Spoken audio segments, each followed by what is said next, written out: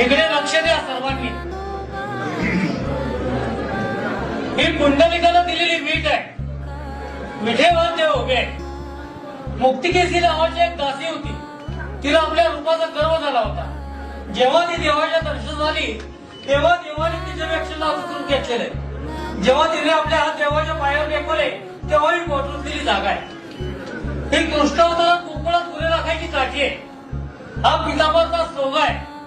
हा वास्तव्याचा कतोड आहे. डाव्या हातामध्ये शंख आहे. उजव्या हातात कमळ पुष्प आहे. ही ब्रह्मदेवाने जन्म घेतलेली जागा आहे. हे अर्धांगिनी रुक्मिणीवासना स्थान आहे. हे मृगलांचन आहे. हा कौस्तुभमणी. हे मकराकार कुंडल आहे आणि शिवाकार मस्तक आहे.